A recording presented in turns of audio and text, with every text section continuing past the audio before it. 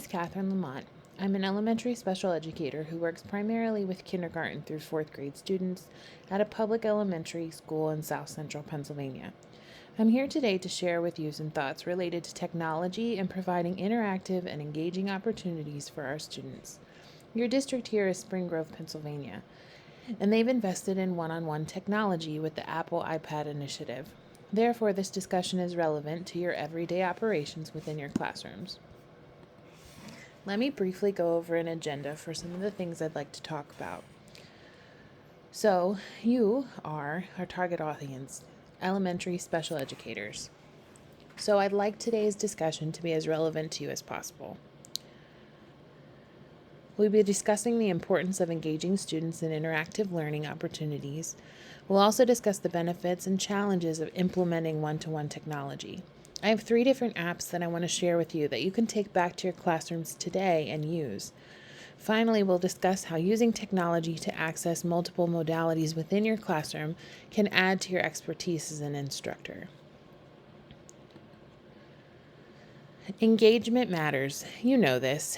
In your classrooms, the goal should be an environment where students are actively engaged in the tasks that you call them to complete. Research has shown that students who are actively engaged learn more. Balasouria and teammates wrote, most importantly, research has linked student engagement with academic success. The transition from teacher-centered learning to student-centered learning has been a major point in giving students freedom and empowerment to control their own learning and engagement. This is particularly important for our target population. Students in special education struggle with curricular content. This struggle makes them more likely to withdraw from your teaching because it's frustrating for them. Creating accessible tasks that are differentiated to their ability levels will cause them to be more engaged. Students who are more engaged in the learning tasks will retain more of the content that you're instructing. Digital engagement also matters. Enter the iPad. All of you survived the COVID-19 pandemic year of teaching. You taught both traditional, digital, and hybrid scenarios. You faced the challenge of engaging online learners through a device. Balasouria and team also wrote, since e-learning is a digital experience and digital interaction and engagement in e-learning systems cannot solely be attributed to the human element of relationship. In a traditional setting, you can rely on the relationships that you build with your students to motivate them. Digital learning requires a bit more creativity. The formatting of the learning must be engaging enough that students are motivated to participate. Some of the game-based math programs that I use in my classroom are excellent examples of this. My students love apps like Prodigy and Reflex Math and 99 Math, and they're willing to perform the math calculations in order to complete those tasks because of the game that's related to it. So our discussion here is how can we use digital engagement to improve overall engagement. Now, we're not just talking about engagement here, we're talking also about interactivity. And so this connects to social learning theory. And social learning theory is another reason why engagement and interactivity matter so much in today's classroom. Technology can provide opportunities for students to learn through collaboration. Swartzwelder and team write that technology must be aimed at promoting productive social interactions through structured online classroom discussions with the continued goal of identifying the most effective methodologies to enhance learning. Discussion boards, comments, group projects, and other settings allow students to interact through digital platforms in ways that they might not in traditional settings. And in classrooms that I've seen, it can be as simple as asking a bell ringer question and then students comment on their responses. Now, the study that's cited here by Swartzwelder and team explored using multiple modalities in higher education, specifically in a nursing class, where they asked students not only to participate in the typical discussion board posts, but also to use video discussion posts. And I thought that that was very interesting because it was a use of technology to add another layer of collaboration within the class. And that's what a lot of the nurses had from the feedback there. It wasn't their preferred method because they were familiar with the typical discussion posts, but it did add a layer of complexity to their collaboration that wouldn't have been there otherwise. Now, districts, including yours, across the country are spending millions of dollars to secure devices and connectivity for their students. Scrum and Summerfield cite numerous districts investing millions of dollars in one-to-one technology initiatives. These efforts are meant to bridge the digital divide and provide technology resources and opportunities to all students.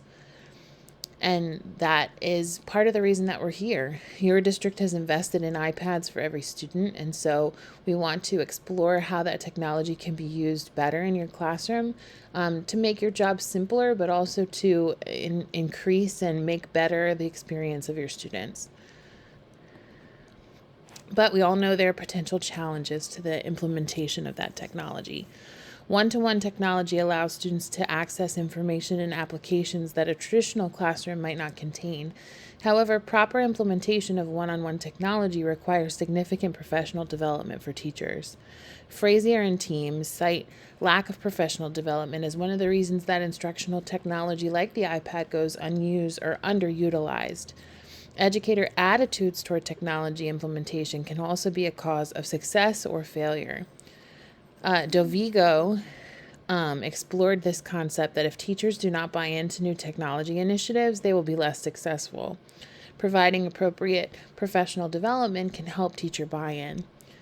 Management of technology and student use of technology can also be a barrier to implementation. Staffing should accompany the purchase of these devices to ensure that the management can be properly performed by knowledgeable individuals. The overall cost of one-to-one technology can be also a challenge and barrier. The cost of the device is added to the cost of providing Wi-Fi to students and staff. And then there's the addition of subscriptions and applications that should also be considered.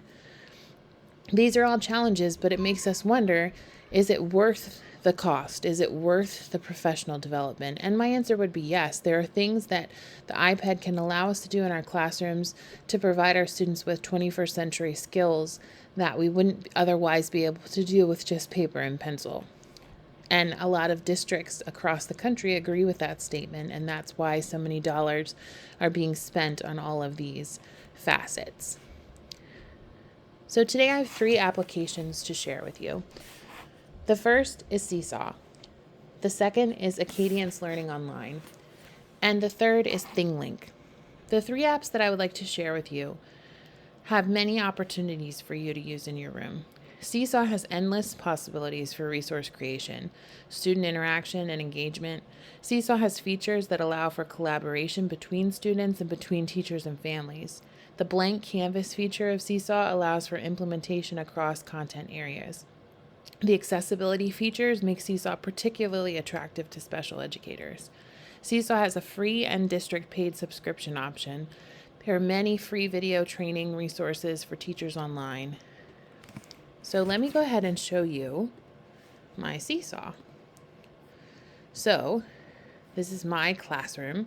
As a special educator, I have access to all 5 of the classrooms that I support.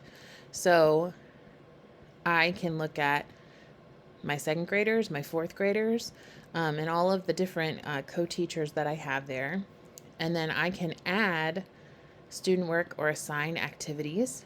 I have created an entire resource library that has different activities for my students to complete. And within each folder that I have different activities that I've created to be differentiated and specific for my students. So it might be at a student-to-student level, or it might be at a group level, but I can assign those specifically for my students. And the beautiful thing about Seesaw is, let's see here, there are so many different options for what can be posted or what can be shown. So even just within the drawing, you can record, you can post pictures, you can type things.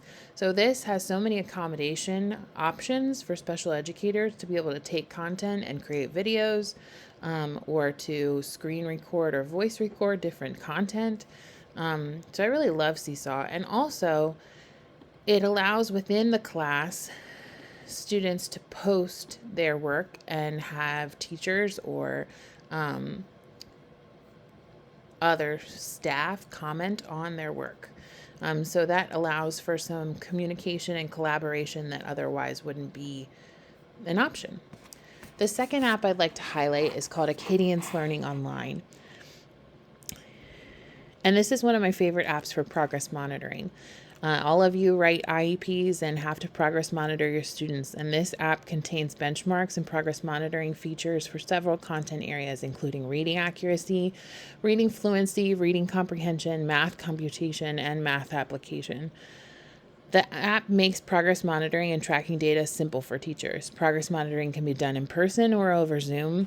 Data collection is housed in the app, and then it can be seamlessly shared in present levels or progress reports. Acadians Learning Online does have a per teacher and per student licensing fee. However, I believe that it's worth every penny, especially to identify interventions that are having their desired effect within an MTSS framework. So this allows me to track quickly and week to week by progress monitoring data to see if interventions are doing what they're supposed to. So I can't show you a lot within my classroom just because of confidentiality, but I will show you that all of the students in the school are within this program, and their benchmark and their progress monitoring data can be assessed within this app. So I think that that's one of my favorite. Finally, I'd like to highlight the app ThingLink. ThingLink can be a special educator's best friend. I use ThingLink a lot to provide read aloud accommodations for my students. My students are included for portions of the day with their general education classrooms, and I cannot be with them every step of the way. I never want their reading ability to negatively impact their participation in the general education classroom, so I can create resources to allow them to listen to items presented in print. This allows them to participate without having an on-grade level reading ability. So I will show you my ThingLink account and the specific item that I've created for this class. So you can see that what I do is I'll take a test, and each question of the test I'll record my voice reading that test for the students. I've done that with different books that they're expected to read independently. I will record my voice reading different chapters within that book. But what I've created for this class specifically is for my math group. So we use different songs to demonstrate the multiples of numbers that are used for multiplication, because my students struggle with their fact knowledge. So we have songs that we do for each multiple.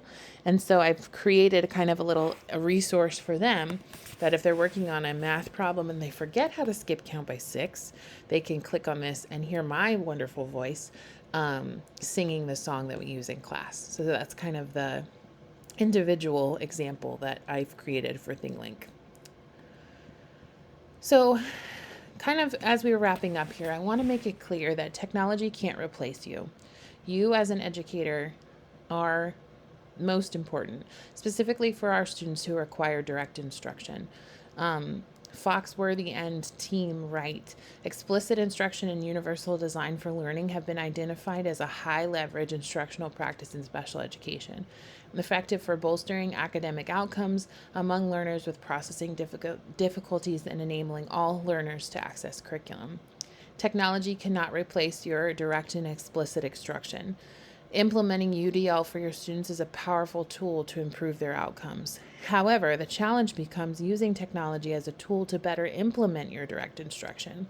Some of the most research-based interventions are direct instruction and feedback-based, yet student-centered approaches with independent applications do have their place in your classroom. So I feel like the combination of both is kind of where we want to live. Dominguez Romero and Bobkina write, nonetheless, pre-service teachers' familiarity with digital media is of the utmost importance to guarantee the implementation of active learning pedagogies at all levels of education, from primary to university, now that student-centered learning theories and methods are gaining prominence in the English curricula. So we want to be using multiple modalities. We want to add that depth and engagement for our classrooms. Using some of the described apps can allow for engagement and interactivity opportunities for your students. Implementing technology in the classroom will allow for student-centered learning theories to take flight in your room for your students. And then I have some reference pages that are there.